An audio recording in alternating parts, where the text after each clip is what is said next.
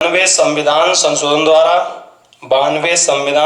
द्वारा 2004 में 4 भाषाएं जोड़ी गई। बोडो, डोगरी, मैथिली और संथाली। बोडो, डोगरी और मैथिली और संथाली भाषाएं जोड़ी गई थी 4। अब बात आती है, ये आपके भाषाएं जोड़ी गई। अगर आप पूछे संविधान में कितनी भाषाएं हैं, तो संविधान में 22 भाषाएं हैं। अब बात आती है दल बदल कानून, 9वीं अनुसूची। अगर वो पूछे 9वीं अनुसूची किस संशोधन के द्वारा जोड़ी गई, तो प्रथम संविधान संशोधन 1951। और प्रथम संविधान संशोधन जो किया था वो संविधान की अंतरिम सरकार गठित हुई थी, उसके तहत प्रथम अनुसूची कह सकते हैं 9वीं अनुसूची प्रथम संविधान संशोधन द्वारा जोड़ी गई थी। अंतरिम सरकार ने ही प्रथम संविधान संशोधन किया था, लेकिन आम चुनाव जो हुआ था वो 15 अक्टूबर 1951 से 22 फरवरी 1952 तक चला था। ये बात आती है, अगर वो आपसे कभी पूछे तो। बात आती 10वीं अनुसूची कब जोड़ी गई थी, तो 52वां संविधान संशोधन 1985 में 10वीं अनुसूची जोड़ी गई थी। 52वां संविधान संशोधन 1985 में 10वीं अनुसूची जोड़ी गई थी। 52वां संविधान संशोधन 1985 में 10वीं अनुसूची जोड़ी गई थी, और 10वीं अनुसूची में दल बदल परिवर्तन है। अब बात आती है 11वीं अनुसूची, जो सबसे अहम क्वेश्चन है, कई बार पूछा जाता है। तो हम आपको 11वीं अनुसूची के बारे में बताते हैं, सुनिए आप। कहा जाता है कि 11वीं अनुसूची 73वें संविधान संशोधन द्वारा 1992 में संशोधित हुई थी, लेकिन 1993 में यह लागू हुई थी। 73वें संविधान संशोधन द्वारा आपकी आएगी ग्राम पंचायत से संबंधित प्रावधान है। तो ये कहा जाता है 73वें संविधान संशोधन द्वारा 11वीं अनुसूची आई थी, जिसमें पंचायती राज व्यवस्था है। पंचायती राज व्यवस्था के शिल्पीकार आपके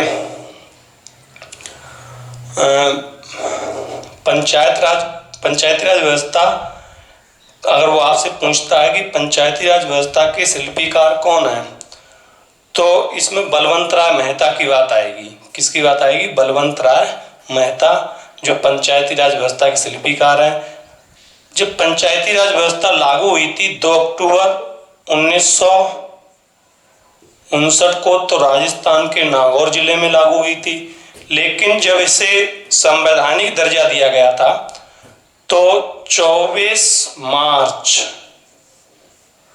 1993 को ये लागू हुई थी एमपी में। ये लागू कहाँ हुई थी? एमपी में हुई थी।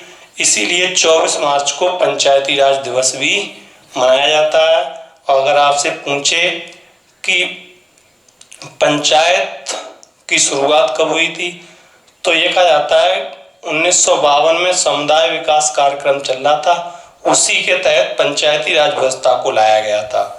अब बात आती है, इसमें विषय सबसे ज्यादा पूछता, पंचायती राज व्यवस्था में विषय कितने हैं, तो 29 विषय हैं। जैसे मत्स्य पालन है, स्वच्छ जल है, पेय है और व्यापार इत्यादि जो आते हैं वो हमारे विषय हैं 29। अब बात आती है 12वीं अनुसूची, जिसमें आपकी नगर पालिका है। 74वें संविधान संशोधन द्वारा 1992 में संशोधित हुई थी और 1993 में यह लागू हुई थी। अब बात आएगी, आगे बताएंगे हम आपको इसके बारे में। देखिए, ये अनुसूचियां कंप्लीट हुई, अब हम आपको आगे भाग पढ़ाएंगे। देखिए,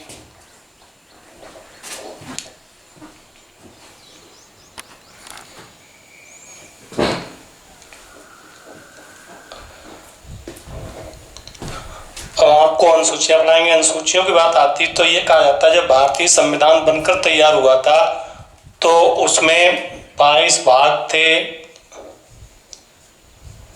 8 अनुसूचियां थीं और 395 अनुच्छेद थे।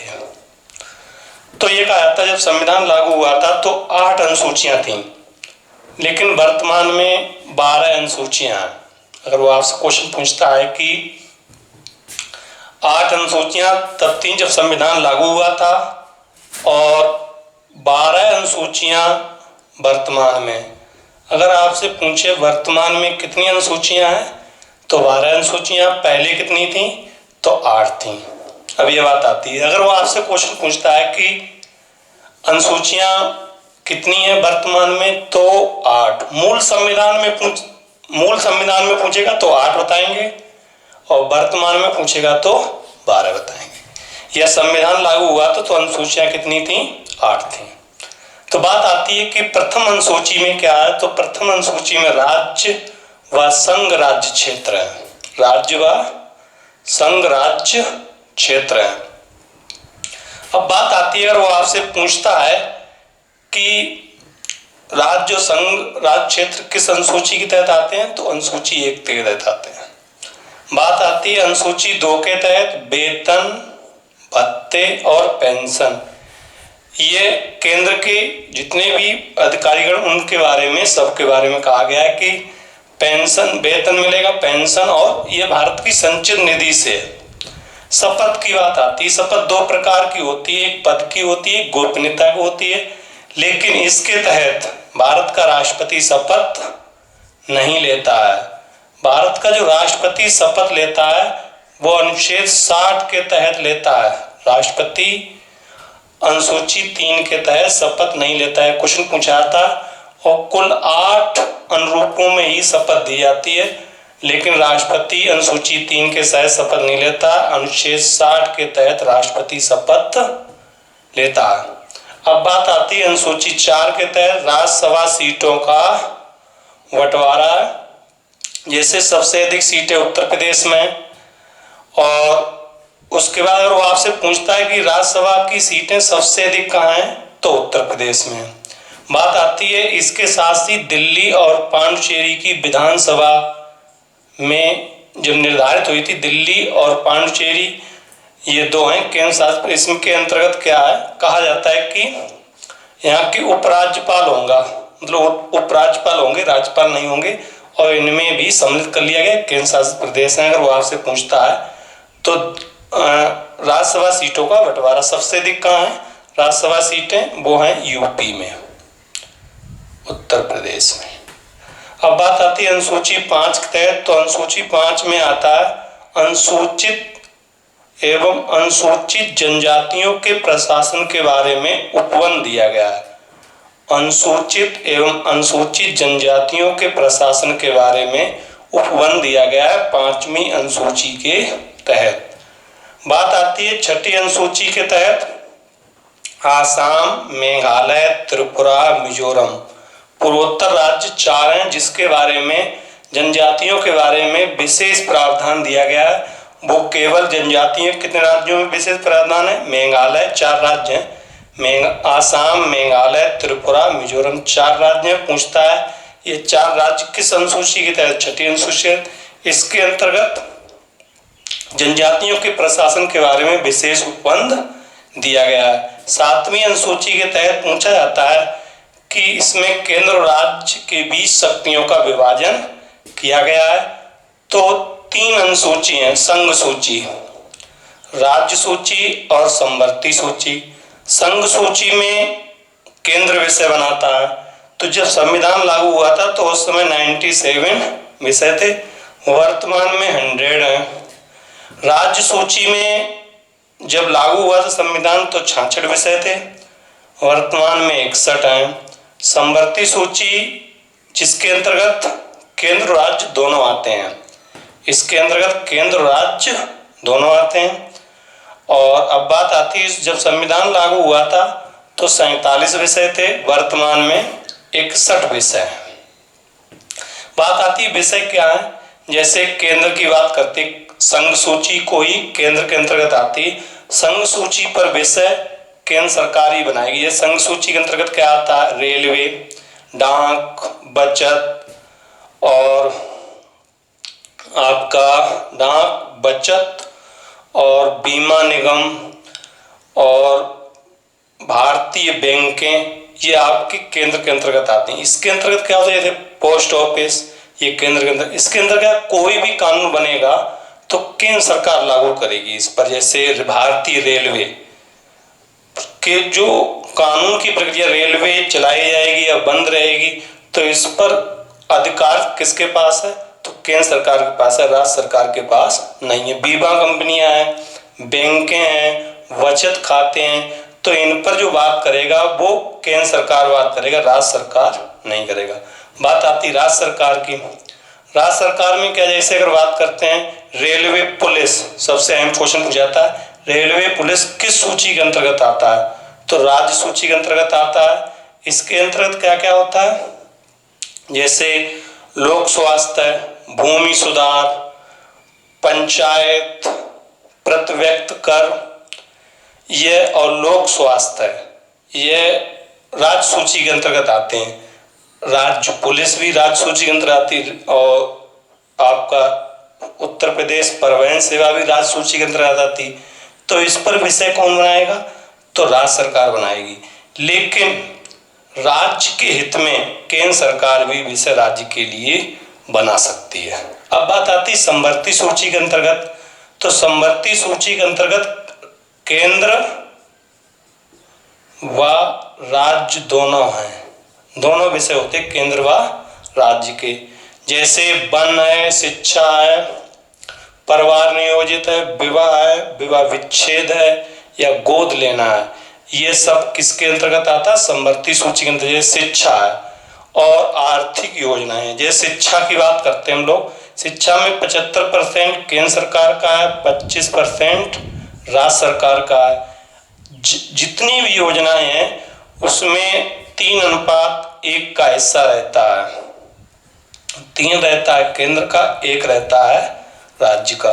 ये समवर्ती सूची है। शिक्षा है, वन है, और उसके बाद विवाह विच्छेद है, और विवाह है, और उसके बाद कहा जाता है कि जितनी भी समवर्ती सूची के अंतर्गत आर्थिक योजनाएं हैं ये सभी आएंगी, तो उसमें केंद्र सरकार का 3% होता है अनुपात, और राज्य सरकार का 1 होता है। ये हमारी सूची है। अब बात आती है भारतीय संविधान में भाषाएं। भारतीय संविधान में भाषाएं 22 हैं, लेकिन ये कहा जाता है जब संविधान लागू हुआ था तो भाषाएं कितनी थी, तो भाषाएं 14 थी। अब 22 भाषाएं वर्तमान में, जैसे 21वां संविधान संशोधन 1967 में एक भाषा जोड़ी गई थी, सिंधी। फिर बात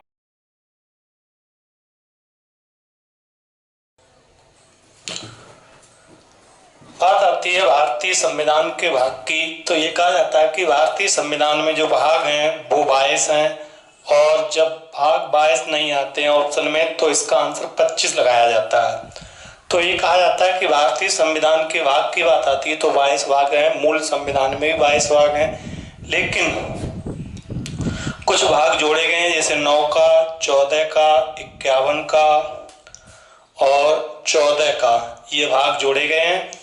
लेकिन मूल संविधान में 4 का नहीं है, 9 का नहीं है, 9 खा नहीं है, और 14 का नहीं है, मूल संविधान में नहीं है। तो बात करते हैं कि भारतीय संविधान के भाग 1 में क्या है, संघ और उसके राज्य क्षेत्र। इसमें अनुच्छेद 1 से 4 तक दिया गया संघ और राज्य क्षेत्र के बारे में, कि भारत अर्थात इंडिया। भारतीय संविधान में 2 ही नाम मिलते हैं, भारत अर्थात इंडिया। भारत का नाम भारत या अर्थात इंडिया के नाम से ही लिखा गया है। बात आती है नागरिकता। नागरिकता जो है वो भारत में एकल नागरिकता है, अनुच्छेद 5 से 11 है। एकल नागरिकता ब्रिटेन के संविधान से ली गई है, और ये कहा जाता है कि भारत में जो नागरिकता है वो 5 प्रकार से दी जाती है। अब बात आती है मूल अधिकार। मूल अधिकार जो है वो भारतीय संविधान में, मूल संविधान में 7 थे। मूल का अर्थ होता है कि जब संविधान लागू हुआ था उसे मूल संविधान कहा जाता है, तो उसमें 7 थे। लेकिन 44वें संविधान संशोधन 1978 में संपत्ति के अधिकार को हटा दिया गया, जिससे अनुच्छेद 300 का में सम्मिलित किया गया, तो एक हट गया। अब वर्तमान में कितने हैं? 6। कौन सा मूल अधिकार कानूनी अधिकार हो गया है? तो वो आपका संपत्ति का अधिकार है। किस अनुच्छेद में सम्मिलित किया गया? 300 का में सम्मिलित किया गया है। तो वर्तमान में हमारे पास 6 अधिकार हैं, जैसे पहला समानता का अधिकार, दूसरा स्वतंत्रता का अधिकार, तीसरा शोषण का अधिकार, चौथा धार्मिक स्वतंत्रता का अधिकार, और फिर हमारा है शिक्षा एवं सांस्कृतिक और संवैधानिक उपचारों के अधिकार। अब बात आती है राज्य के नीति निर्देशक तत्व। तो राज्य के नीति निर्देशक तत्व जो है, हाँ एक बात रखना, मूल अधिकार जो है वो अनुच्छेद कितने कितने तक है? 12 से 35 तक हैं। अब राज्य के नीति निर्देशक तत्व जो है वो 36 से 51 तक है। इसमें राज्य के बारे में दिया गया है, प्रत्येक राज्य अपने अनुसार ही सारे कार्य करता है, उसके लिए उसका भाग है 4 का, भाग 4 है राज्य के नीति निर्देशक तत्व है।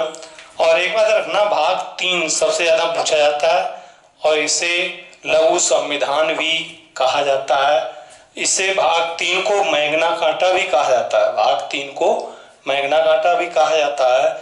और जो भारतीयों के मूल अधिकार हैं वो प्रत्येक व्यक्ति को दिए गए हैं, लेकिन भारतीयों के लिए कुछ अलग हैं, विदेशियों के लिए कुछ ही दिए गए हैं। उसके बारे में बताएंगे जब आपको डिटेल से पढ़ाएंगे। अब बात आती है राज्य के नेतृत्व, क्लियर हो गया हमारा। अब हमारे मूल अधिकार सरदार स्वर्ण सिंह की समिति के तहत जोड़े गए थे 51 का में 1976 में। तो जो 4 का है वो मौलिक कर्तव्य हैं। जब जोड़े गए थे तो 10 थे, जब जोड़े गए थे तो 10 थे, 1976 में जोड़े गए थे। एक बढ़ गया है, वर्तमान में 11 है। तो वो हमारा है शिक्षा का अधिकार, शिक्षा का अधिकार जो है उसे जोड़ा गया है। ठीक, उसके आगे देखिए, अब कहा जाता है, अगर वो आपसे पूछता है आगे, बात आएगी संघ सरकार।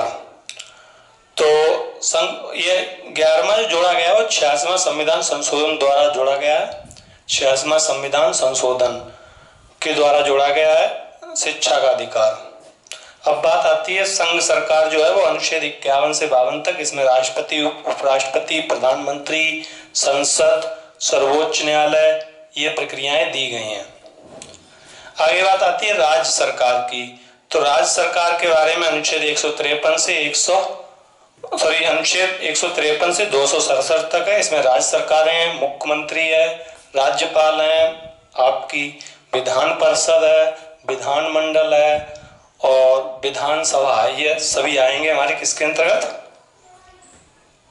राज्य सरकार के अंतर्गत। बात आती है भाग 7 प्रथम अनुसूची खा के राज्य, जिसे वर्तमान में पूर्ण रूप से हटा दिया गया है। अब बात आती है और वो आपसे पूछता है कि 8 में संघ राज्य क्षेत्र, जैसे संघ राज्य क्षेत्र बात करते हैं हम लोग, जैसे लक्षद्वीप है, दादरा नगर हवेली है, ये संघ शासित राज्य हैं। तो जो अनुच्छेद 200 इस तरीके से राज्य क्षेत्र में 239 से 242 तक है। अब बात आती है पंचायतें। पंचायतें जो है वो हमारे भाग 9 में है, अनुच्छेद 243 से 243 अड़ा तक हैं। बात आती है 9 का में नगर पालिकाएं जो 243 ता से या छा तक हैं। फिर 9 का में सहकारी समितियां हैं जो भाग 243 जेड एच से जेड टी तक हैं। और भाग 10 में जो है वो हमारी अनुसूचित व जनजातियों के बारे में दिया गया है, अनुच्छेद 245 से 244 तक। सबसे जरूरी है भाग 9 का पंचायतें, जिसके बारे में बताया था मैं आपको, बलवंत राय मेहता, और नगर पालिका है और सहकारी समितियां जो कोऑपरेटिव बैंक के होती हैं वो सहकारी समितियां। भाग 4 सबसे ज्यादा पूछा जाता है, भाग 3 ये भाग सबसे ज्यादा पूछे जाते हैं, कई बार क्वेश्चनों में आए हुए हैं। अब बात आती है संघ और उसके राज्य क्षेत्रों के बीच संबंध 245 से 263 तक है। संघ केंद्र और राज्य के बीच जो संबंध है वो कनाडा के संविधान से लिया गया है। जैसे केंद्र सरकार राज्य सरकार का सहयोग करेगी और जरूरत पड़ने पर राज्य सरकार केंद्र सरकार का सहयोग करेगी। तो उनके बीच जो संबंध हैं वो दिए गए हैं। बात आती भाग 12 वित्त संपत्ति संविदाओं और वादिक अनुच्छेद 264 थे और 361 तक। इसमें क्या है, जैसे जीएसटी है तो जीएसटी इसमें केंद्र की जीएसटी होती है, राज्य की जीएसटी होती है, कर होते हैं, टैक्स होते हैं, जिस पर दोनों के अलग अलग होता है। उसके बाद इन्हीं से ही सरकार हम जो भी गवर्नमेंट में सर्विस करते हैं उन्हें सैलरी जो देती है वो इसी आधार पे देती है। इसी के तहत वित्त संपत्ति संविदाओं के तहत आता है। अब बात आता है भारत के राज्यों के क्षेत्र के भीतर व्यापार करना, वाणिज्य एवं संहिता जो अनुच्छेद 307 से 301 से 307 तक है। बात आती है 14, सबसे ज्यादा पूछा जाता है संघ और राज्य के बीच अधीन सेवाएं, जैसे यूपीएससी और संघ लोक सेवा आयोग, राज्य लोक सेवा आयोग। जो हमारी सेवाएं हैं वो हमारे भाग 14 में है और अनुच्छेद 308 से 323 तक है। अधिकरण जो है वो भाग 14 का है। तो इसमें कहा जाता है कि अनुच्छेद 323 से 323 तक है। निर्वाचन जो है, जैसे कहा जाता है निर्वाचन आयोग जो है वो एक संवैधानिक है। जितने भी ये नाम है सभी संवैधानिक नाम है। जो संविधान में दिया जाता है वो संवैधानिक नाम आते हैं। तो 15 में निर्वाचन कई बार पूछा गया है। निर्वाचन में कहा जाता है अनुच्छेद कितने 324 से 339 का तक है। बात आती है 16 कुछ वर्गों के संबंध में विशेष उपबंध, जैसे कहा जाता है कुछ वर्ग हैं जिनके लिए सरकार अलग से प्रावधान करती है। वो 330 से 342 तक जैसे कहा जाता है। हम आपको बताएं, जैसे एंग्लो इंडियन समुदाय, अनुसूचित जाति के बारे में एंग्लो इंडियन समुदाय के बारे में भी आता है। इसी के तहत इसी में प्रावधान दिया गया। अनुसूचित सीटें, एसटी एससी की सीटें, उसके लिए अनुच्छेद 330 से 342 तक दिया गया। बात आती राजभाषा जो आपकी हिंदी में मिलती है, अनुच्छेद 343 से 351 तक है। हिंदी के बारे में बताया गया। हिंदी के साथ साथ अन्य भाषाएं जो हैं उसके बारे में बताया गया। हिंदी भारत की राष्ट्रीय भाषा नहीं है, राज्य भाषा है। अब बात आती है आपात उपबंध। आपात उपबंध जो है वो अनुच्छेद 352 से 360 तक है, जिसमें 352 के तहत राष्ट्रीय आपातकाल लगाया जाता है, 356 के तहत राज्य आपातकाल लगाया जाता है और 360 के तहत वित्त आपातकाल लगाया जाता है। ये 3 बार लगाया गया अभी तक। ये सबसे पहले पंजाब में और ये एक बार भी नहीं लगाया गया। तो जब हम आपातकाल पढ़ाएंगे जर्मनी के संविधान लिए इसके बारे में जो आपको पढ़ाएंगे तो विस्तार से बताएंगे। अभी हम आपको केवल भाग के बारे में बता रहे। बात आती है संविधान में संशोधन। संविधान में जो संशोधन है वो अनुच्छेद 368 है, जो कहा जाता है भारतीय संविधान के किसी भाग में संशोधन किया जा सकता है। अस्थायी संक्रमण एवं विशेष उपबंध 369 352, जैसे आपका जम्मू कश्मीर है, मिजोरम है, नागालैंड है, ये अस्थायी संक्रमण में आते हैं, जैसे इन्हें विशेष दर्जा दिया जाता है। और भाग 22 संक्षिप्त नाम प्रारंभ में हिंदी प्राधिकरण पाठ जो है उसे भी हटा दिया गया है। ये भारतीय संविधान के भाग हैं। इसके बारे में हम आपको भाग हमारे कंप्यूटर के विस्तृत बात करेंगे। भाग 1 से भाग 1 के बारे में पढ़ेंगे, भाग 2, भाग 3, भाग 4, इस तरीके से नेक्स्ट वीडियो में हम इन्हें पढ़ेंगे। Thank you.